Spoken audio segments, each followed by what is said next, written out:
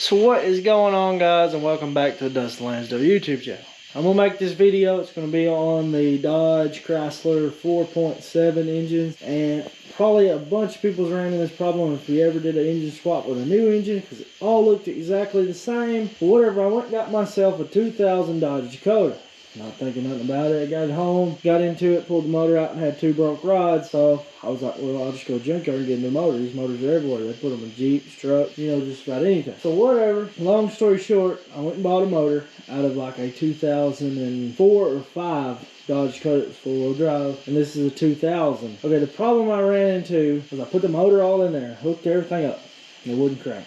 Kicking back, I thought it was out of time, everything else. I got to researching it, and the tone ring, or the Reluctor wheel on the, there's one on the crank and there's one on the cam on the passenger side or whatever. Okay, so whatever, I pulled the valve cover off and was able to change the one on the cam with the one out of my old motor and put in my newer motor. So whatever, after that, you could crank the truck for about 5 minutes at a time to get it to crank, but it wouldn't idle, didn't have no power, run like crap. So whatever, I went back and got the old motor and had up in the shop, jerked the crank out of it, and pulled the Reluctor wheel off. And I said, I got a good idea that'll probably work.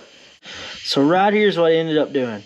I took the harmonic balancer off this motor, and I took the Reluctor wheel and turned it around where it faced the same direction that it was on the crank, and I marked it where the keyway was so I could line it up with the keyway on the balancer.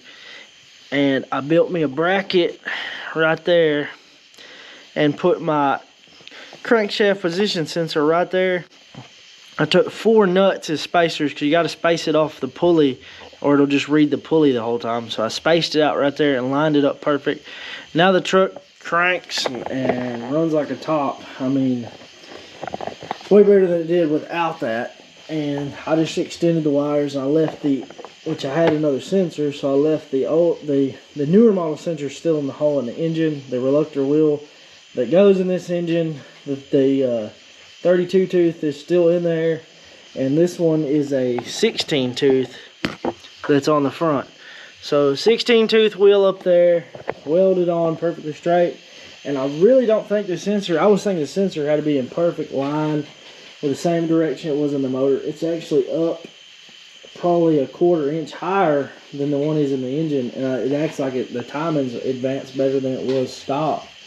So I don't know, whatever truck fires right up and runs, and I'll get a shot of it running here.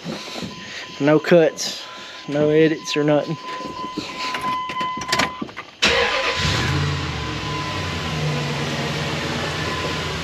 Where I put the fan and everything back on.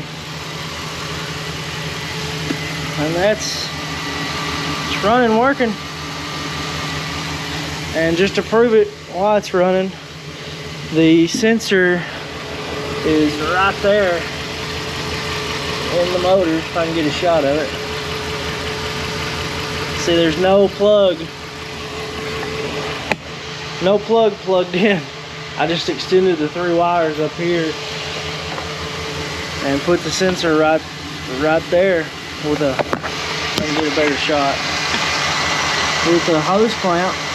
And whenever I cut the little ear off that went to the, where the bolt goes in it, because the fan's going to go on and the fan's going to be really close to it.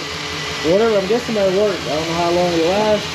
It really shouldn't ever hit nothing, as long as nothing gets up in there. And there's a quick way to fix your 4.7 without pulling the whole motor back out and pulling the crank and completely tearing down the engine. But anybody that's going to put a new motor in, you can do it before. Don't be like me and put the whole motor in and then it won't start. But everybody, peace out, like and subscribe.